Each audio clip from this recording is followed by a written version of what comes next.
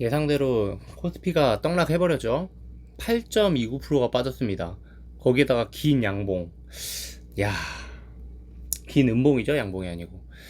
이게 진짜 무섭게 생겼는데, 일단 저는 기준을 여러 번 말씀드렸습니다. 고가를 연결한 선, 추세선, 그리고 이전의 저점. 지금 상태로는 제가 보기에 만약에 추세 하락한다면 이제 헤드앤숄더를 그릴 것 같은 느낌이 나거든요. 여기 어깨, 머리, 그다음 여기 어딘가에서 이런 어깨 모양 그림 나오면서 이제 하락할 수도 있는데, 여기를 아마 그냥 빠지진 않을 거예요. 여기 정도에서는 분명히 반등을 줄 거고, 사실은 NXT가 반영되지 않아서 그렇지 삼성전자가 조금 한 절반 정도? 한 3분의 1 정도 되돌려줬거든요. 그러니까 이제 아래 꼬리를 달았어요. 그래서 내일 정도에는 반등이 나오지 않을까 이렇게 생각하는 게 한 가지가 있고, NXT에서 그렇게 보통 오를 때 나스닥이나 S&P를 오르는 걸 보고 따라서 오르는 경우가 좀 있는 것 같거든요. 제 생각에는. 그래서 그런 것까지 살펴봤을 때는 지금도 제가 잠깐 봤는데 미국장이 괜찮은 것 같아요. 물론 이제 프리장이지만. 그래서 일단은 반등이 분명 나올 텐데, 그때도 말씀드렸지만 이 하락한 거에 좀 50%를 극복하고 가야 됩니다. 이 6,300에서 조정받을 때를 보시면 아마 이후에 흐름도 어느 정도 대응하기가 좀 더 수월하실 것 같아요. 그래서 일단은 제가 말씀드린 것처럼 오늘 아침에 당장 매도하지 말라고 말씀을 드렸습니다. 왜냐면 이미 여기까지 왔는데, 여기까지 왔는데 뭘 여기서, 분명히 오늘 아침에 하락이 크게 나타날 거라는 거를 예상을 모두가 하고 있었잖아요. 실제로 그래서 굉장히 큰 폭으로 하락을 했고, 서킷 브레이커가 발동되면서 뭐 30분인가 얼마 거래가 멈추고 이랬었는데, 거의 장 시작하자마자 8% 밀렸거든요. 그리고 회복했다가 다시 밀린 거잖아요. 그리고 NXT에서 지금 회복한 거고 해서, 일단 차트상으로 봤을 때 조금 제 생각보다 더 약한 거는 맞는 것 같습니다. 저는 그래도 한 21선을 지켜주거나 아니면 오늘 좀 더 긴 아랫꼬리를 달 거라고 생각했는데, 뭐 유가 금리 이런 매크로 변수가 그렇게 크게 뭐 좋아지는 모습이 전혀 없었고, 젠슨왕이 오늘 뭐 어떤 얘기 이런저런 얘기 하면서, 오늘 네이버가 올랐잖아요. 좋은 얘기 하면서 시장이 좀 회복하는 모습을 보일 수도 있지 않을까 생각했는데, 삼전 하이닉스도 약한 모습을 보여주면서 좀 숨고르기에 들어간 걸로 봐야 될 것 같다. 그래서 제가 예전에도 말씀드렸지만, 이렇게 많이 떨어지면요, 지금 8,933이니까 9,000으로 계산하기 쉽게 잡으면 이제 거의 이 낙폭이 20% 정도까지 가는 거거든요. 9,000에서 20% 떨어지면 7,200이잖아요. 그러니까 20%를 지금 내려왔기 때문에 여기서 이렇게 한 방에 뚫고 가긴 어렵고, 이렇게 이제 내려왔으면 또 한 방에 올라가기도 어렵습니다. 요 박스권 내에서 여기 9,000에서 한 7,200 요 정도 사이에서 박스권에서 움직일 가능성이 상당히 있고, 그 박스권 내에서 주도주가 살아 있다든지 아니면 매크로 변수가 좀 회복되는 모습이 나타난다든지, 가장 기대해 볼 수 있는 거는 빨리 전쟁을 좀 끝내줬으면 좋겠죠. 전쟁은 그냥 끝내면 되는 거잖아요. 만약에 전쟁 끝난다 그러면은 굉장히 시장 호재로 받아들이면서 상승할 가능성도 있고, 그리고 만약에 이 절반 부근에서 지지부진하게 버텨주다가 스페이스X IPO가 무사히 좀 넘어가면, 그러니까 나스닥이나 S&P가 크게 하락하지 않고 뭐 변동성을 주는 모습 없이 좀 그래도 잔잔하게 넘어가 주면 이 절반 버티다가 다시 올라가는 그림을 낼 수도 있고요. 그래서 앞으로 좀 좋은 게 나올 개연성이 좀 있어요. 가능성이. 환율도 이제 1560원 찍고 지금 내려와서 1530원대로 에서 있잖아요. 그러면은 사실은 1530원이 굉장히 높은 환율이지만 시장은 항상 악재에 적응을 합니다. 그래서 1560원을 봤기 때문에 물론 실전 투자자 입장에서 말씀드리는 거예요. 그러니까 이제 1530원으로 해서 계속 장기적으로 이게 1530원이 지속됐을 때 어떤 경제에 영향을 미치고 막 이런 거를 분석하는 영상이 많은데, 그거는 이제 거시지표를 또 다루시는 분들이 굉장히 긴 호흡으로 보면서 이제 말씀해 주시는 거고, 저희 투자자는 정말 하루마다 투자 판단을 해야 되잖아요. 그런 입장에서 말씀을 드리자면 1560원을 본 시장 참여자들은 1530원대만 내려와도 일단은 안도를 합니다. 그게 주식시장에 반영이 되고, 물론 추세 하락할 수도 있죠. 더 계속 안 좋은 무언가가 나오면서. 그러나 단기적으로 이렇게 20%가 빠지는 이런 하락은 1530원이 유지되는 상태에서 1530원 너무 높은 거니까 이제 더 빠져야 돼 막 이러면서 7000, 6500 이렇게 빠지지 않는다는 말씀 드리는 거예요. 네, 그거를 좀 이해하시면 좋을 것 같고, 그래서 저는 내일 정도는 반등이 나오지 않을까 이런 생각을 하고 있고, 항상 반등이 나올 때 직전에 가장 셌던 종목이 올라온다, 그리고 어떤 종목이 올라오느냐 이걸 보고, 주도주가 살아있는 거 보고 그 다음에 시장이 움직이거든요. 이때 살아날 때 사실은 그동안 소외됐던 섹터들이 좀 같이 올라주면 했으면 좋겠는 그런 마음이 있는데요. 사실 또 오늘 시장 참여자들의 플레이를 보니까 거의 뭐 갈 마음이 없습니다. 돈이 삼전 하이닉스, 뭐 삼성전기, 피지컬 AI 이쪽 말고는, 그리고 네이버를 들고 있으신 분들은 이렇게 올라왔을 때 얼른 정리를 하고 삼전 하이닉스로 가셔라, 삼성 전기를 가시던지 현대차를 가시던지, 그렇게 시장 말씀을 드립니다. 그래서 차트 분석도 말씀드렸고, 일단 이제 여기서는 팔자리는 아닙니다. 일단 좀 여기까지는 이제 정리할 거는 다 정리를 하셨어야 되는 것 같고, 저는 가만히 있는 게 대응이라고 말씀드렸죠. 지금 뭐 매크로 이슈 가지고 빠진 거고, 근데 이제 매크로 지표들이 뭐 더 악화되거나 이런 거는 사실 없기 때문에 이제 금리 인상도 이제 이 정도면은 반영을 했다고 보이거든요. 오늘 나스닥도 반등을 주고 있기 때문에.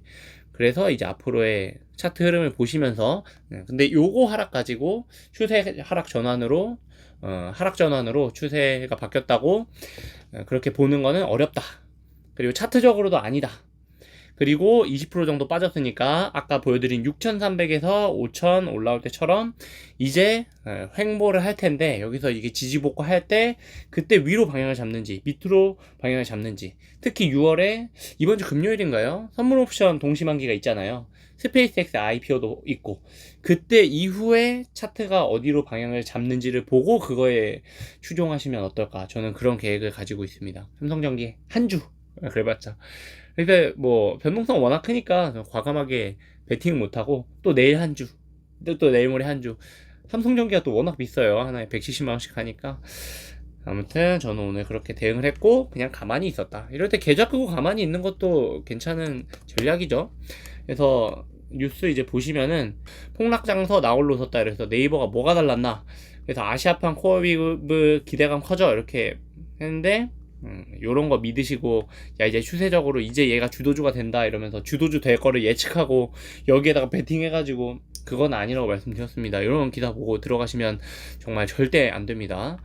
이런 기사 진짜 너무 양질의 기사고 공부가 되는 기사여서 가지고 왔고요. 보시면 일단 요약은 일시적 조정이다, 펀더멘털 훼손된 거 없다, 그리고 선물 옵션 동시만기, 그리고 스페이스X IPO 이런 걸로 변동성 커지기 때문에 이럴 때 분할 매수를 들어가야 된다, 이렇게 요약이 됐습니다. 그래서 보면 진짜 시장 참여자들이 하는 얘기를 거의 다 정리해 놨거든요. 천천히 읽어볼게요. 양재환 대신증권 리서치에서는 어떤 이야기를 했느냐, 7200 정도가 되면 고점 대비 20% 정도 하락했다, 그러니까 맞을만큼 맞았다. 그리고 주당 순이익 대비 주가를 이야기했을 때 7.2배다. 그러니까 금융위기나 코로나19 당시 근접했던 저점이기 때문에 가격적으로 바닥이다.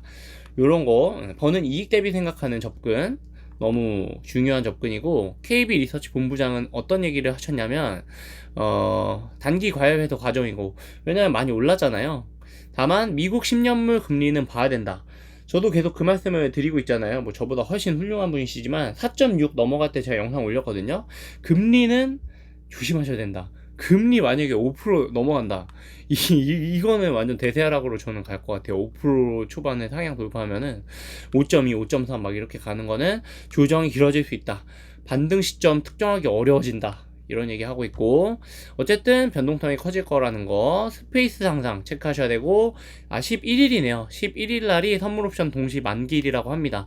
요때 포지션을 어떻게 잡는지 그런 거 당연히 체크하셔야 되고, 전문가들 변동성 커질 거라는 거, 윤 센터장이 누군지 표시를 안 해놨는데, 청산당하면 안 된다, 공매 매도가 아닌 레버리지를 축소하고 이익 추정 시 확인 후 재접근이라고 하니까 실적 잘 나오는데 사라, 이런 얘기 하고 있고, LS증권 리서치 센터장께서는 주가 과열이 해소되는 국면, 하지만 추세가 무너졌다고 보진 않는다, 중동 전쟁 아까 말씀드렸죠. 그리고 7월에 기업 실적 시즌에 들어가니까 AI 쪽 수요 공급을 확인해야 된다. 그리고 물가 안정 봐야 된다. 그래서 이 기사가 거의 제가 보기에는 최근에 시장에서 나오는 내용을 총정리한 것처럼 느껴지거든요. 그래서 메모장에 적어봤어요.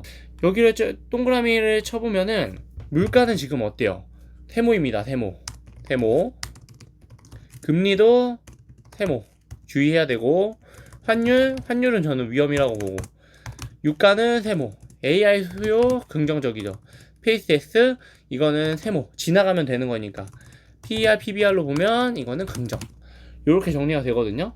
중동 리스크나 스페이스X는 지나가는 거기 때문에 앞으로 좋은 게 나올 가능성이 좀 있고요. 그 다음에 환율 있잖아요. 환율이 이제 1560원에서 저는 이전에 영상에서도 말씀드린 바와 같이 1600원, 1700원 이렇게 뚫고 올라가는 거는 그건 정말 쉽지 않을 것 같아요. 한국이 니네가 뭐 환투기 세력을 니네 막을 수가 있어? 막 이러면서 엄청 비웃는다고 하는데, 그럼에도 불구하고 지금 분명히 트레이더들은 먹을 만큼 먹었을 것 같거든요. 네. 거기서 더 베팅해가지고 더 올려가지고 1600원, 1700원에 그렇게 막 레버리지 들어간다? 저는 어렵다고 봅니다. 물론 그 얘기는 달라요. 1600원, 1700원을 삐질 하면서 구조적으로 엄청 오랜 시간 동안 오를 수는 있죠. 제가 말씀드리는 거는 충격적으로 오르는 게 그게 항상 위험하다고 말씀드리잖아요. 그러니까 이제 쇼크를 받으면서 그렇게 움직일 가능성은 적다고 보고, 그래서 저는 이 정도로 평가를 해보면서 그래도 롱을 바라볼 수 있지 않나 생각하면서 가자를 외치면서 롱에 베팅하자, 이런 말씀까지 드려보겠습니다. 오늘 변동성이 정말 장난이 아니었는데, 이런 장에 멘탈이 흔들리신다면 좀 더 중장기적인 시각을 가지시고 천천히 대응하실 것을 권장드리며, 또 한 가지는 주도주에 못하셨는데 내가 그동안 되게 소외주에 머물러 있었는데 이걸 언제 옮길지 고민되셨다 하시는 분들은 이럴 때 많이 떨어졌을 때 주도주로 한 번에 옮기시지 말고 현금이 있으면 분할해서 해서 그냥 사면 되는데, 그런 분들이 보통 현금이 없잖아요. 그러니까 이제 소외됐던 거를 조금 팔아가지고 조금씩 삼전 하이닉스, 삼성전기, 현대차 지금 좋다고 얘기하는 그 주도 섹터 쪽에서 좀 매수를 들어가셔라, 저는 그 말씀까지 드리면서 현실적인 개인 투자자의 그 대응 방법 한번 말씀드려 봤습니다. 너무 고생 많으셨고 걱정 많으실 텐데, 주말에 걱정한 만큼 월요일 날에는 이렇게 강하게 매도가 나온 거고, 내일부터는 이런 기사도 나오고 투자자들이 정신을 차립니다. 그리고 20% 정도 가격 조정을 충분히 많이 받았기 때문에 좀 더 올라갈 수 있는 가능성이 생기지 않았나. 코스피 한번 가봅시다. 더 많이 올라갔으면 좋겠습니다. 너무 고생 많이 하셨고요. 영상은 여기까지 하겠습니다. 감사합니다.